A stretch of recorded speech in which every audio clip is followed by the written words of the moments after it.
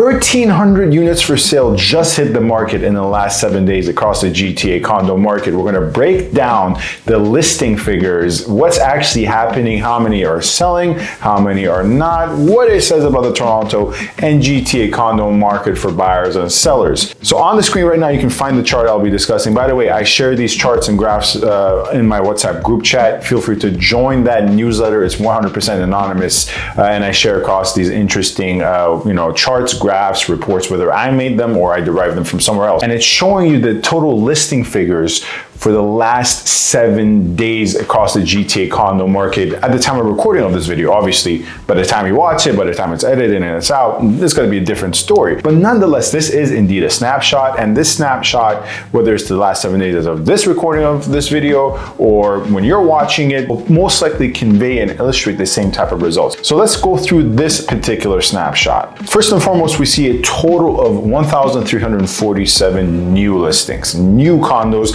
that have come onto market for sale. This is not to be confused with active inventory. Now, this 1,347 condos that have come on market for sale GTA wide, right? Once again, keep in mind, this accounts for any condo listing all the way north in Newmarket to south by the water in downtown Toronto, west as Mississauga, east as Durham. This 1,300 figure indicates a clear motivation of people to get on market, further obviously emphasizing the sheer amount of supply that exists within the Toronto condo market. Now, in terms of quality of the supply ranges anything from, some of the best units and some of the best buildings. By the way, if you want to know what my opinion is on what the best buildings are, check out this video where I cover the best Toronto condos, or perhaps condos to avoid. You can check out these other videos as well for Toronto condos to avoid. Nonetheless, putting that self-promotion aside for a quick second, this 1,300 figure ranges anything from small shoebox condos to large penthouses. Now, what's actually selling? Well, when we take a look at what has actually sold, in this case only being around 535 condos that have sold in the last 7 days, we see that, in terms of appetite, it's there, but 535 sales relative to 1,300 new listings. Once again, keep in mind, these are new listings. Many of this 535 sales have occurred from the total active inventory figure. And total active inventory across the GTA at the time of recording of this video, accounting for condo apartments, lofts, co-ops, obviously, and condo townhomes as well, is in the excess of 10,000. So 1,300 new listings, 535 sales, most of them sold conditionally. Matter of fact, as of right now, according to this snapshot, there is about 475 conditional sales. So in combination with 535 sales, 475 concurrent conditional sales, this indicates to me that the demand that currently exists within the Toronto condo market is limited and cautious. Now, once again, I don't just purely speak from the numbers, I also speak from my daily experience as a Toronto real estate agent. I have purchased in the last 2 months. I hate to keep really saying this, but it's just to show you guys that I'm doing this every day. I see it on the ground as well. I've purchased around 5 units, and of the 5 I have purchased and 2 that I have sold, all of them were conditional.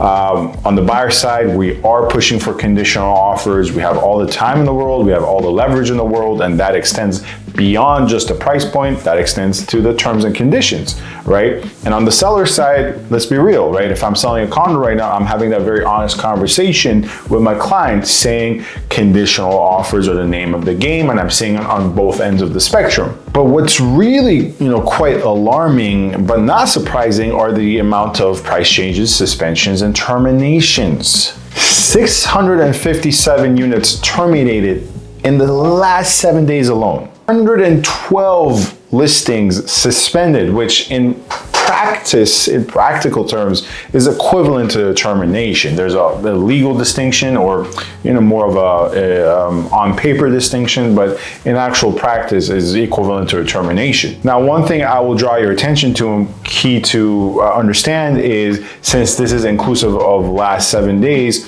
some of the terminations could also be accounted for in the new listings, because essentially when a termination happens, I would say 50% of the time, you terminate the listing on Tuesday and you're relisted as a new listing on Wednesday. So there's some double accounting happening here, and we have to always figure out that this is not an exact science. Nonetheless, it's not just the 657 terminations, it's not just 112 suspended listings, 140 expiries, just agents and sellers letting listings expire. And lastly, 445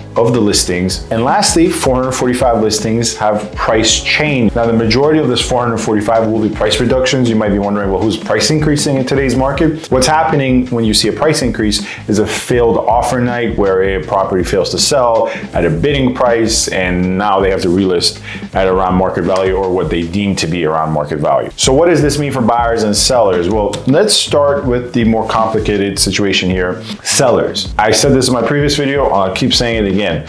Right now, you really have to be selective if you're a seller, if it's worth going on market or not. Properties will sell if they are functional and priced well. That doesn't mean you have to sell your property at a massive discount. Fair market value is still fair market value, but there's no dipping your toes in the water and there is no offloading junk. That is going to be complicated, difficult. If you're going to sell and sell well, obviously, it makes my job easier and makes your life easier if you've picked a unit in a great building, right? Premium buildings and premium units are still selling well if they're priced well, or even if they're priced a little bit above market value, to be frank. If it's a premium building, it will sell. Secondly, end users are the name of the game. The buyers we'll be dealing with are mostly end users. That's what I'm seeing both on the buying side and once again on the selling side. Shifting towards the buying side, this is really all the indication you need that right now the market is quite buyer friendly. Is this me saying you should buy now? No, I can never make that decision for you. It's up to you to make that decision.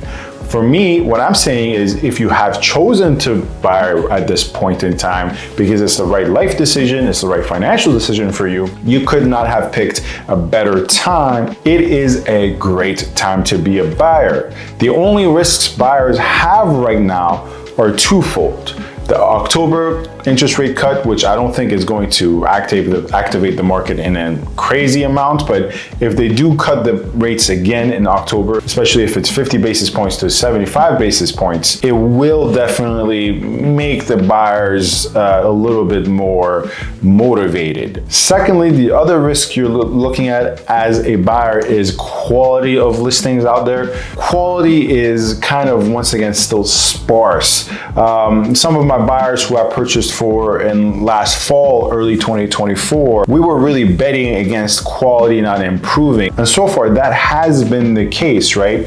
The units I purchased last fall, early 2024, they were apart and above the rest of the market in terms of quality. And to this day, I can still see that on the ground. I mean, right now, mostly it's, unfortunately, especially downtown, mostly passable 6s out of 10s to lower. Quality is probably the biggest challenge buyers are facing right now. Anyways, if you found this informative, definitely subscribe, comment, rate, and review. And furthermore, my contact information in the description box is easier than ever to book a call with me. And feel free to book a call with me with any buying, selling, leasing inquiries.